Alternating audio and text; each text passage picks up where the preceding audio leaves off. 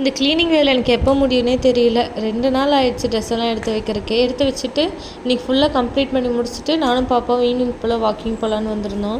Climate நல்லா இருந்துச்சு. குட்டீஸ் எல்லாம் லீவ் விட்டாங்க, 10 டேஸ் லீவுன்னு சொல்லிட்டு ஒரே ஜாலியாக வந்திருந்தாங்க. அவங்கள பார்க்கறதுக்கு எனக்கு நிஜமாவே கொஞ்சம் பொறாமையாக தான் இருந்துச்சு. எப்படியோ வந்து பாப்பாவெல்லாம் தூங்க வச்சுட்டு நைட்டு தான் டீப் க்ளீனிங் பண்ணலான்னு சொல்லிட்டு வந்துட்டேன் கிச்சனுக்கு. ஜாடியெல்லாம் ஆல்ரெடி க்ளீன் பண்ணி வச்சதுனால திருப்பி லைட்டாக வைப் மட்டும் பண்ணி வச்சுட்டேன்.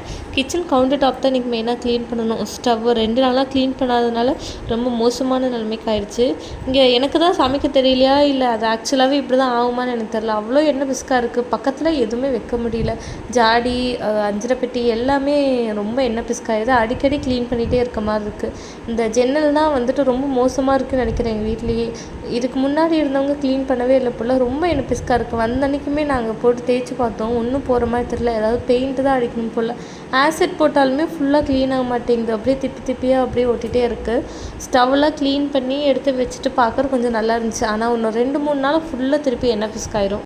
நாள் ஃபுல்லாக அவளை மேனேஜ் பண்ணுறதே பெரிய டாஸ்க்கு. முடிச்சுட்டு இங்கே வந்து இந்த ஒர்க்கும் பார்த்தா ரொம்ப ஒரு மாதிரி டயர்டாகிடுது. 12 போல் ஆயிடுது டெய்லியுமே தூங்குறதுக்கு.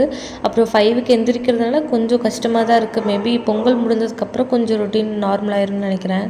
டின்னருக்கு கொஞ்சம் பன்னீர், ராகி மாவு, கோதுமை 3 மிக்ஸ் பண்ணி சப்பாத்தி பண்ணிவிட்டு தக்காளி சட்னி வச்சுருந்தா கொஞ்சம் தண்ணி ஆயிடுச்சு.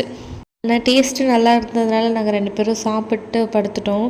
அடுத்த நாள் எழுந்திரிச்சு இந்த மணிக்கு இது பண்ணணும், பாப்பா தூங்கினா இவ்வளோ பண்ணணும் அப்படின்னு நினைப்பேன்.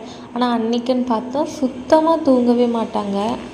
இப்படி இழுத்து ஒரு வேலையாக பார்க்குறது ரொம்ப கடுப்பாக இருக்குது. இந்த மாதிரி இதெல்லாம் நான் இப்போ தான் எக்ஸ்பீரியன்ஸ் பண்ணுறேன்னா ரொம்ப ஒரு மாதிரி இரிட்டேட்டிங்காகவே இருக்குது. இன்னும் கொஞ்ச நாள் போனால் அதுவே பழகிரும்னு நினைக்கிறேன்.